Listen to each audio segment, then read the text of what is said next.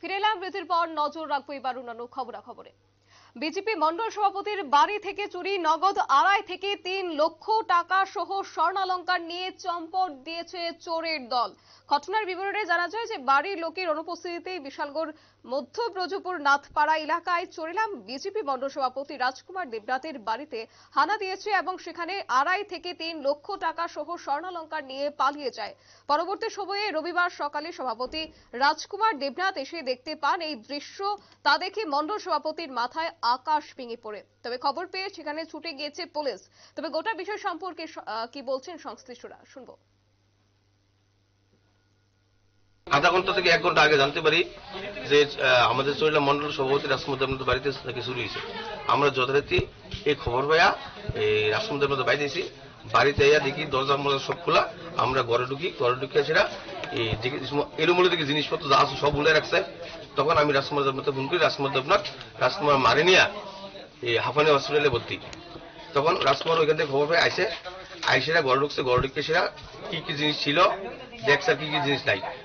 তার ভিতরে তার একটা স্বর্ণের চেইন ছিল, একটা হাতের ব্রেসলেট ছিল এবং কাগজপত্র, তার মার একটা কানের, তার বাচ্চার একটা চেইন, যা জিনিসপত্র সব বন্ধ করে জিনিসপত্রগুলো লেগে গেছে এবং বাড়ির যতগুলো কাগজপত্র আছে, দলিল পর্চা যা আছে সবগুলো লইয়া কে বা কাহারা লেগে গেছে এটা আমরা জানি না।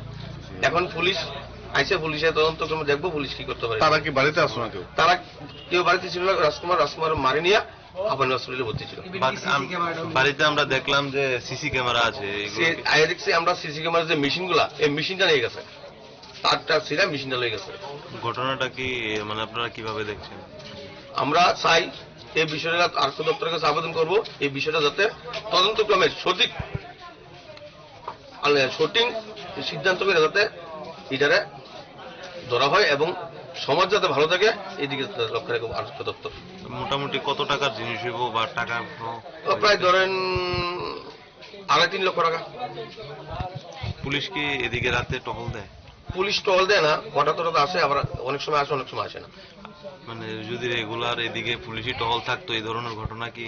না, পুলিশের টহল থাকতো তাহলে এই ধরনের ঘটনা আর ঘটনা এরকম ভাবে অনেক ঘটনা এই উত্তর উপজেলার মধ্য উপজেলা এলাকা হয়েছে। আমরা শুনতে পাইছি আজকে একটা পাম্প হাউসও চুরি হয়েছে। আমরা এখানে এটা উত্তর উপজেলা, আমাদের বাড়ি উত্তর উপজেলা, ওইখানে একটা পাম্প হাউসে 2 মেশিন, 2টা মেশিন নাকি চুরি করে নিয়ে গেছে। এই এলাকায় এই ধরনের ঘটনা আগে হয়েছে নি এমন? আর এরকম আরো 5-6 ঘটনা হয়েছে। আমরা পুলিশে জানাইছি, পুলিশ কি ব্যবস্থা নেয় তদন্ত করে তারা দেখবো কি করে তারা।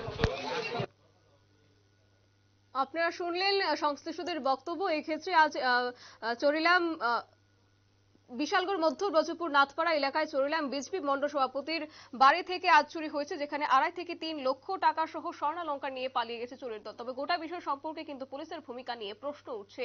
পুলিশ শীত ঘুমে আচ্ছন্ন রয়েছে বলেই কিন্তু দাবি করছেন এলাকাবাসীরা। নিয়ে নিচ্ছে ছোট্ট একটি বিজ্ঞাপন বিরতি, সঙ্গে থাকুন।